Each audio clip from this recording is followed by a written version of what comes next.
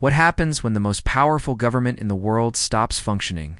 Not because of an external enemy, not because of an economic collapse, but because lawmakers simply cannot agree. Most people think a government shutdown just means closed national parks, delayed paperwork, or frustrated federal workers. But the real consequences run deeper, darker, and far more personal.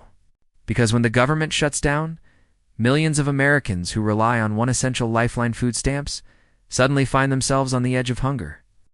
And the mystery no one talks about is this: why does a political disagreement in Washington threaten the grocery baskets of families who did nothing wrong? Before we dive deeper, welcome to Dollaroid, the channel where we uncover hidden truths behind money, government, and economic systems. If you want to understand how finance really impacts your life, you're in the right place. To understand how this became possible, we have to look back at how the system was built.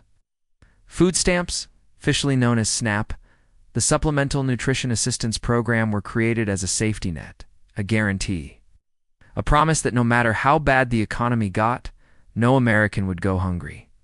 But behind this promise is an uncomfortable truth. SNAP relies on a constant flow of federal funding that must be renewed, approved, and maintained. And that makes it vulnerable to political battles, budget failures, and government shutdowns. Decades ago, when SNAP was introduced, it wasn't seen as a political weapon. It was seen as a moral obligation, money that must keep moving because people's meals depended on it.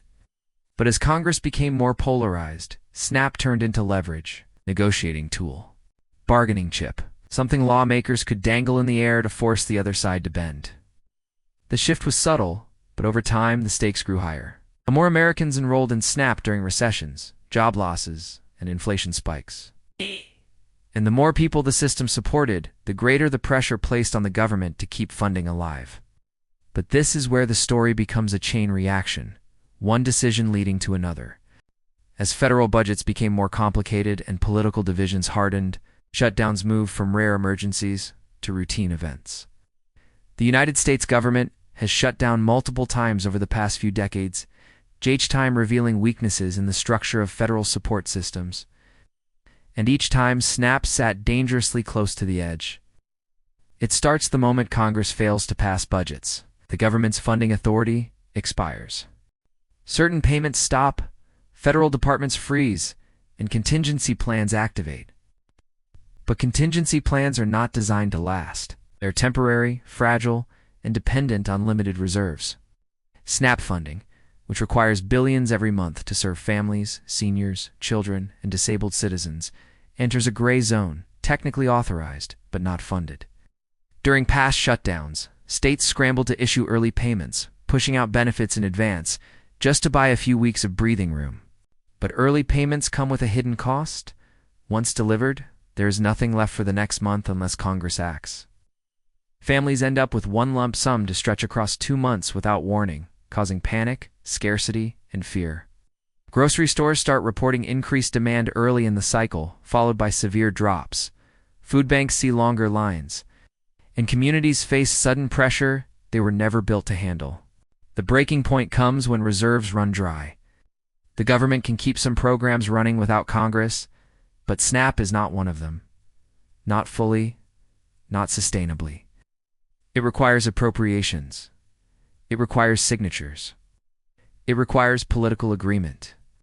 During the near crisis and previous shutdowns, tens of millions came within days of losing access to the benefits that keep them alive. The public didn't know how close the country came, as most still don't. The government rarely announces the severity of the situation while it's happening. The fallout from these shutdown threats doesn't disappear when the government reopens. Families who already struggle with budgeting and food insecurity face long-term damage. Missing benefits or receiving early payments forces them to rely on credit, loans, or high-interest debt money traps they can't escape. Stores in low-income neighborhoods lose predictable revenue cycles. Food banks already stretched thin burn through reserves they cannot replenish. And trust in government support erodes. Every shutdown reveals something deeper. The American food security system is built on unstable ground. A social safety net tied to political negotiation is a safety net with holes. And even when the shutdown ends, the system doesn't return to normal immediately.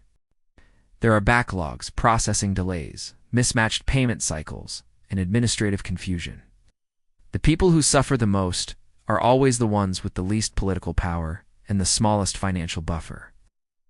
Attempts to fix the system have been proposed. Some suggest separating SNAP from yearly budgets, giving it permanent mandatory funding. Others push for emergency reserve accounts that don't depend on congressional approval. But none of these reforms have passed. Because SNAP, despite being a program for the poor, sits at the center of a political and ideological battle. One side argues it costs too much, the other argues it is essential. And in this tug-of-war, real families become collateral damage.